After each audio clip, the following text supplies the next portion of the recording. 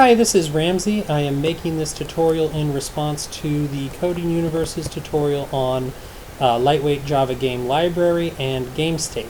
If you haven't watched that tutorial yet, I recommend you watch it before you watch this one. In this tutorial, we'll be converting from a structured approach to game state into an object-oriented approach to game state. So let's get started.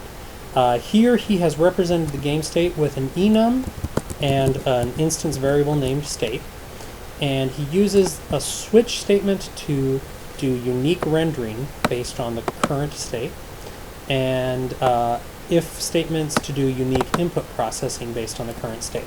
So what we're going to do is we're going to replace the enum with an abstract class that we're going to subclass with anonymous inner classes. And we do that by saying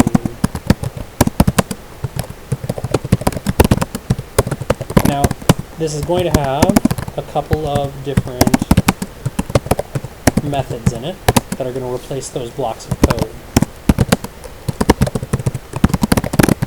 Okay, and now what we need are instances of game state. One instance for each of the current states, and then one instance to traverse through them.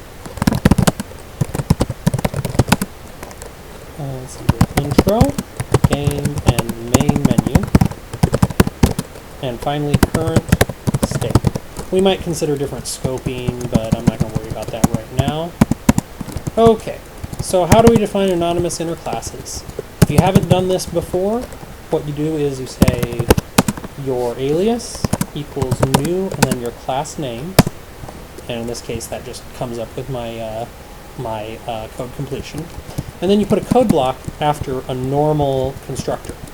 And what goes inside that code block is variables or methods that will override the same things in the class that was instantiated.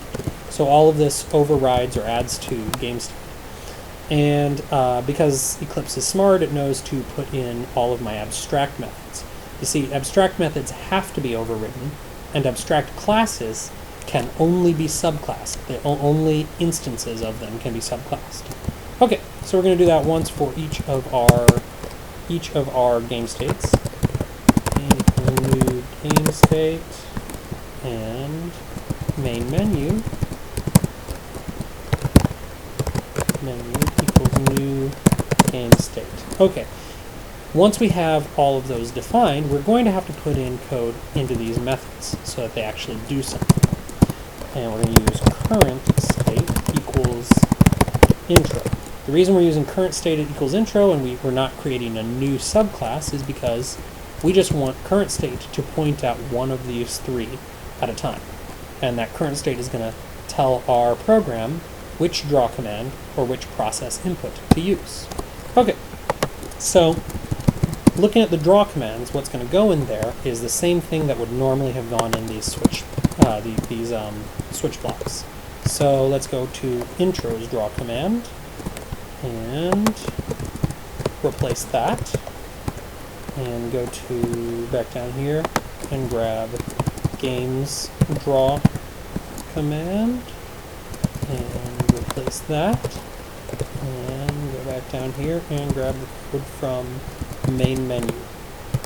Okay, and main menu gets there. Excellent. Now we can go ahead and delete this block of code, because that now does exactly the same thing. Okay, so now how do we separate out the input? Basically, it's the same process. We're going to go ahead and take the while loop that loops through all of the possible inputs and drop that right in here. And I'm going to get rid of these braces because I'm only using one command. I don't need a whole block of code. Current state. Main menu gets, intro gets sent to main menu. Okay. Now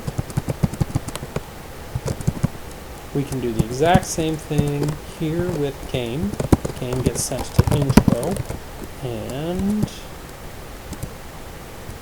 in main menu, if you press spacebar, you get sent to game. Okay, now what you may have noticed here is that current state and main menu are not instance variables in our GameState class, nor have we defined them here in our class definition. They are instance variables of state demo. This is a cool thing about anonymous inner classes, and it's what makes them so powerful.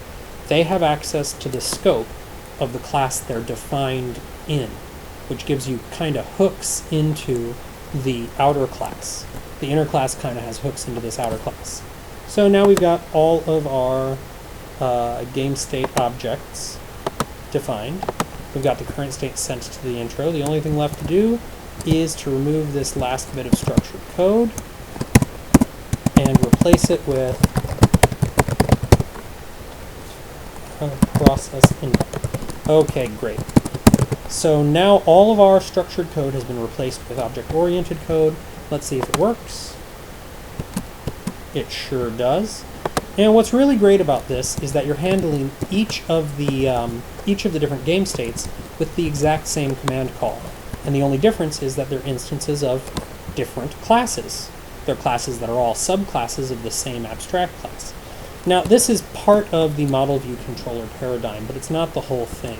There are still some things to consider, like should we use the anonymous inner classes, or should we move those classes outside and make them separate from state demo? And if we did that, how would we communicate between state demo and these state objects? I'm not going to cover those right now.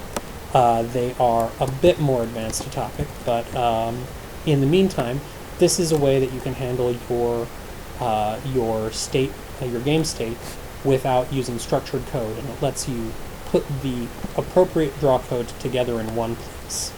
Okay, thank you very much, and I hope you enjoyed it.